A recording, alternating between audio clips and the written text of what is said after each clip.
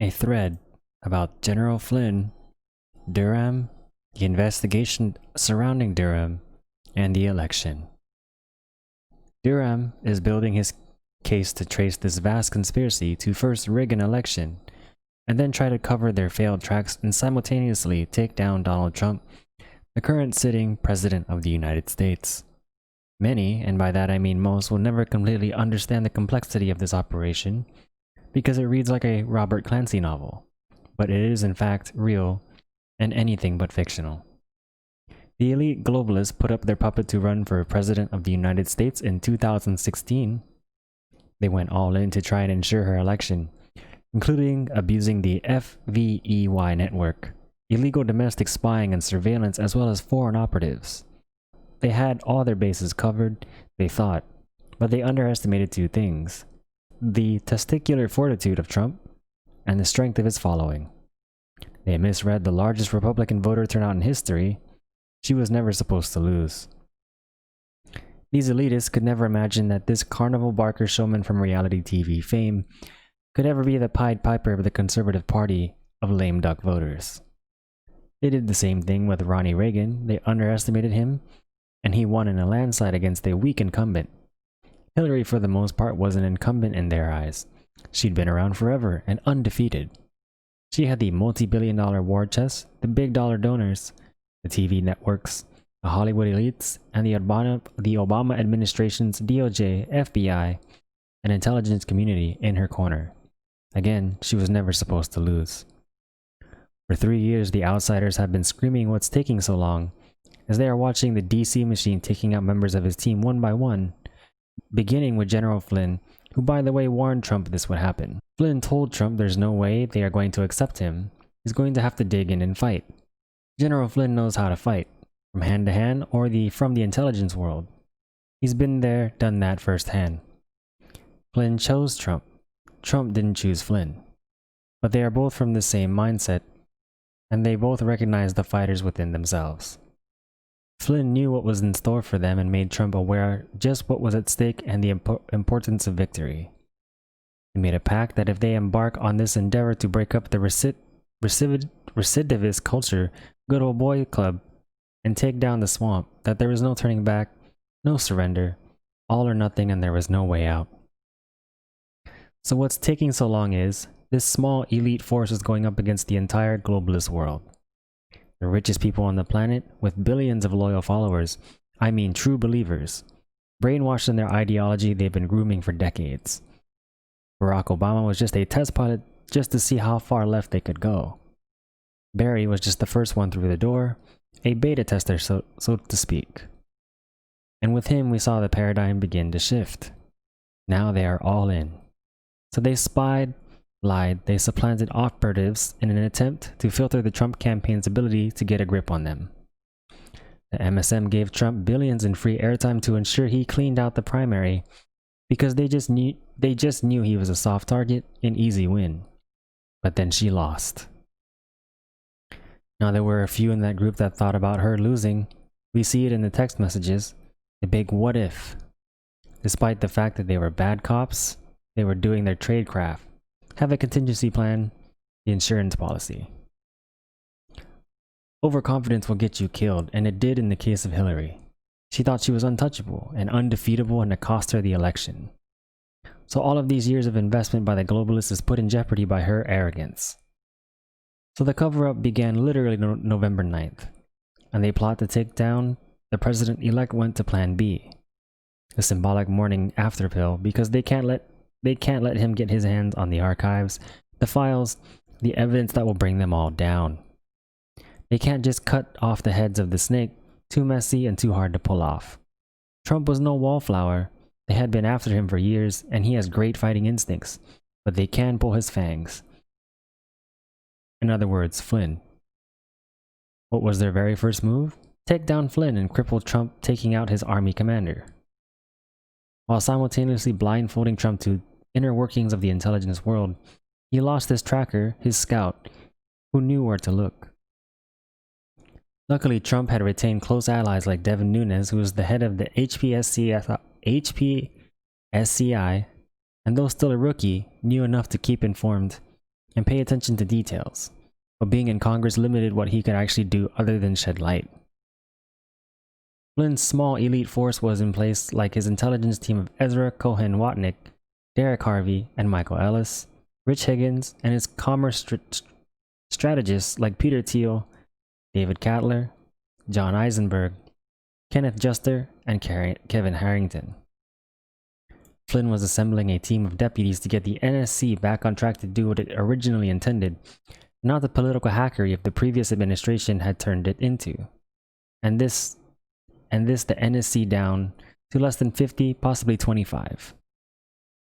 Despite popular belief, it was this small team headed up by Ezra who sniffed out that Obama was spying on the Trump campaign, and a female analyst who let Ezra know that Mike Rogers was going to make his pitch to be CIA chief.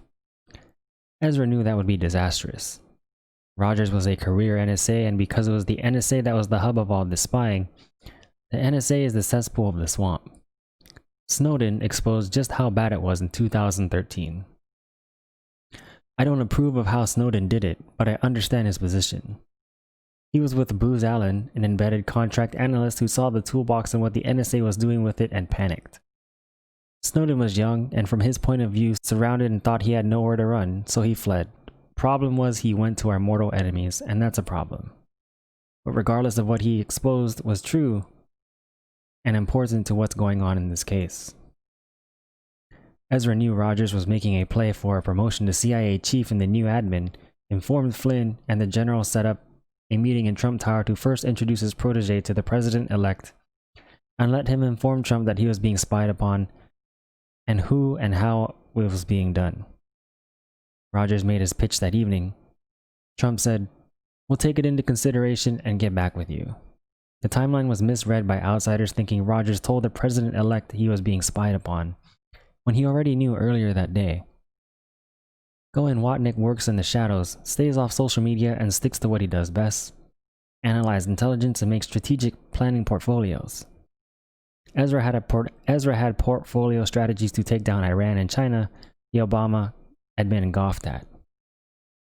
When Trump was sworn in, Flynn put his team in place in the NSC, and immediately they recognized what a problem there was in the West Wing, more than that they earlier expected.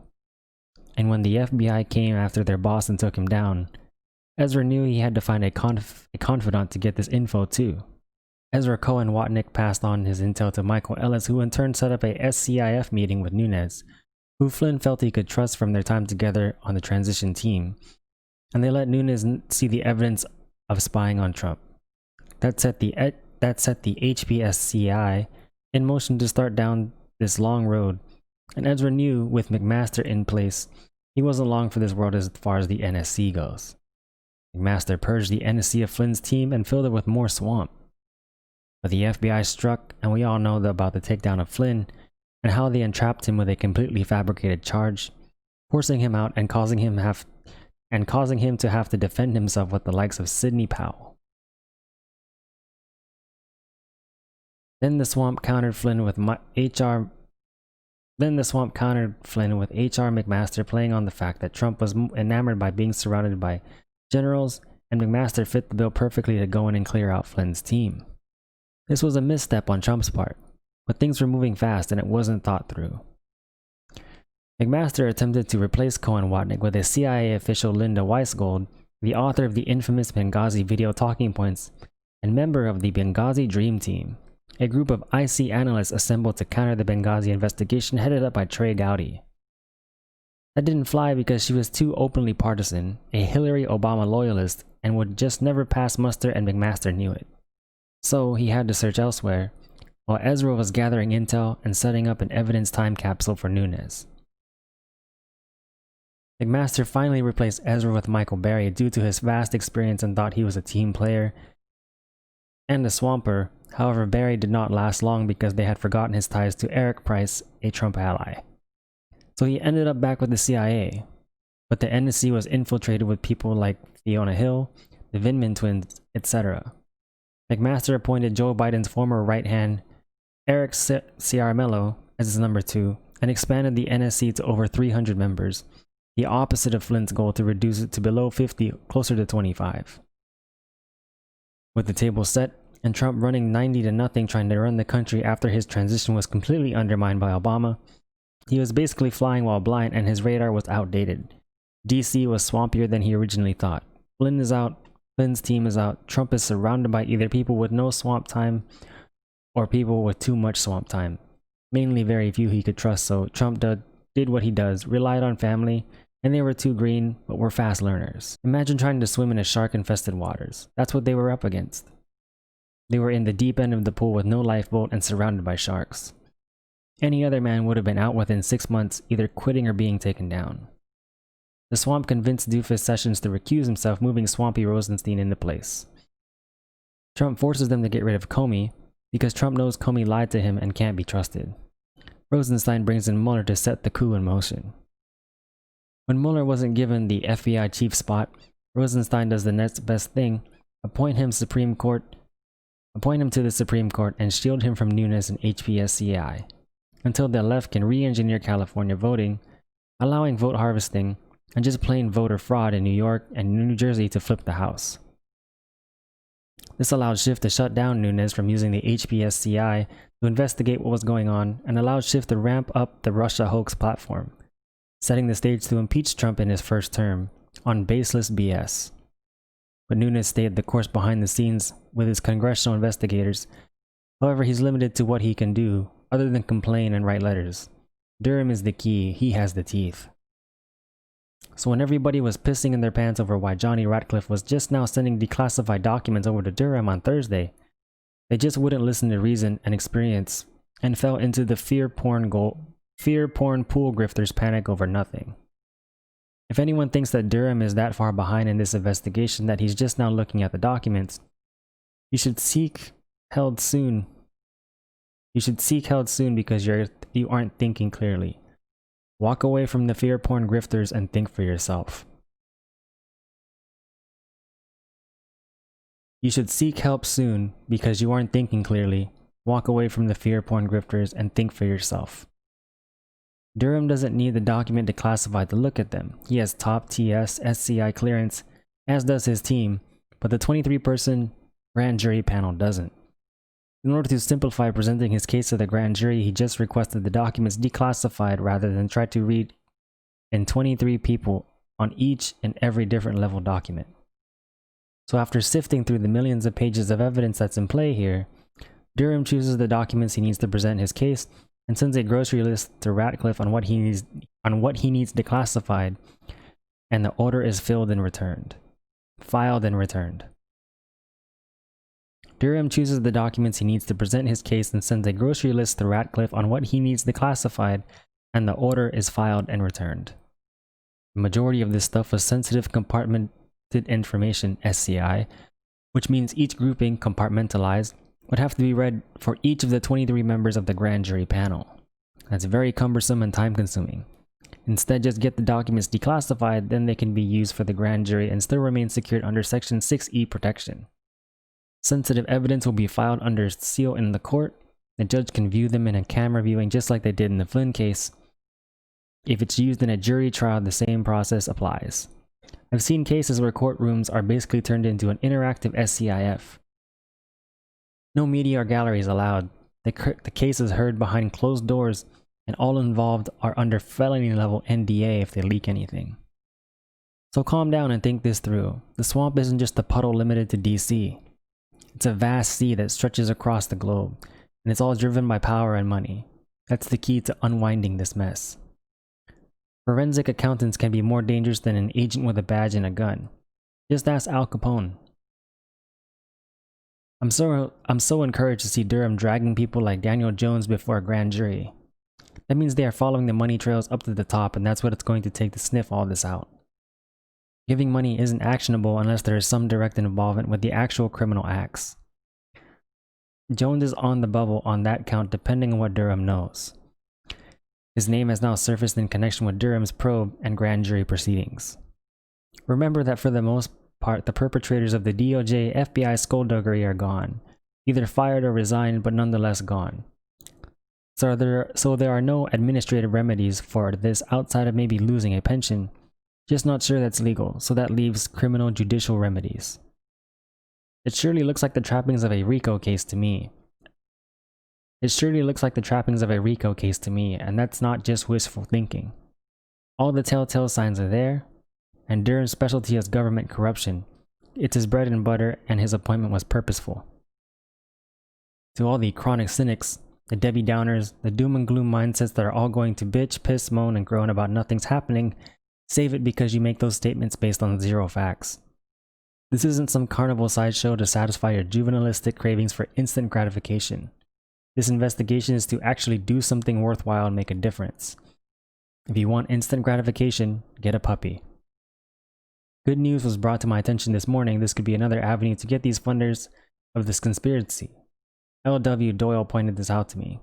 Larry Doyle is a forensic accountant that has been all over the Clinton Foundation. There's a text file that I don't have up right now.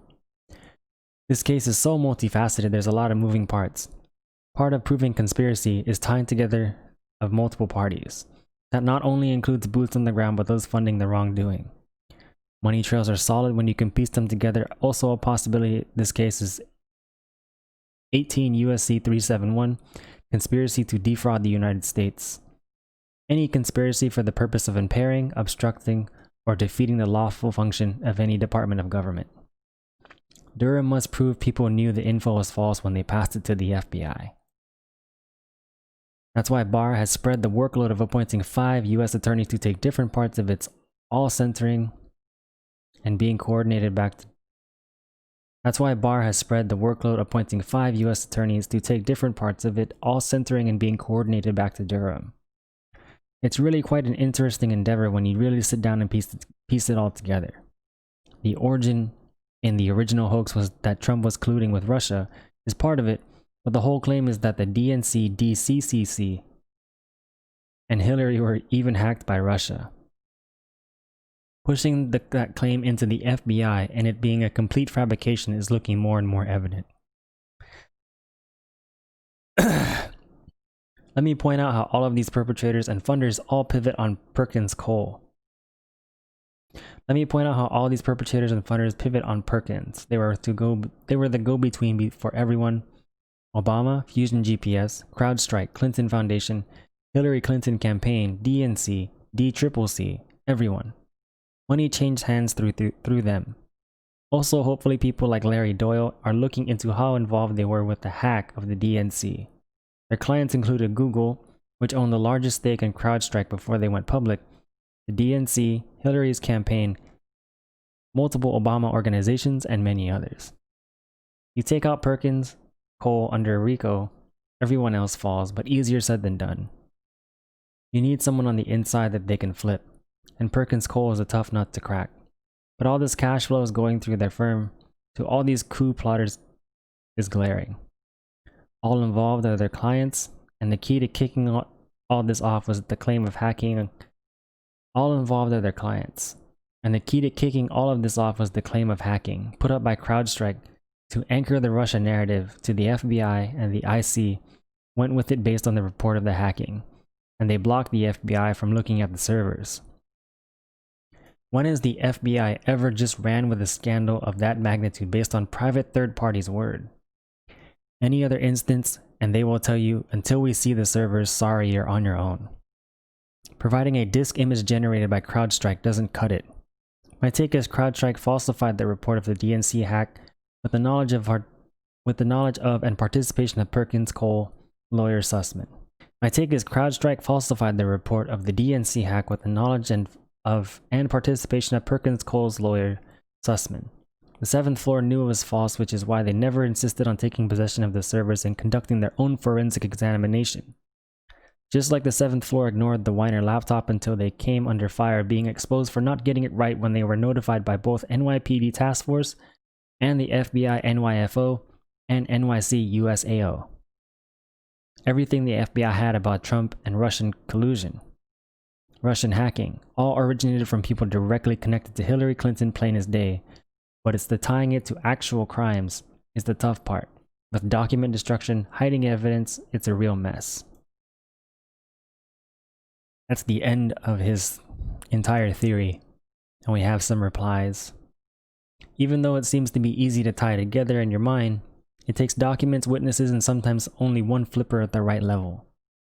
But it's not what you know, it's what you can prove, especially if you're trying to take down one of the most powerful law firms in DC on RICO. Well, that's about it for this thread. Thank you for tuning in. Don't forget to hit subscribe. There's a new channel I'm trying out where I just read threads from 4chan.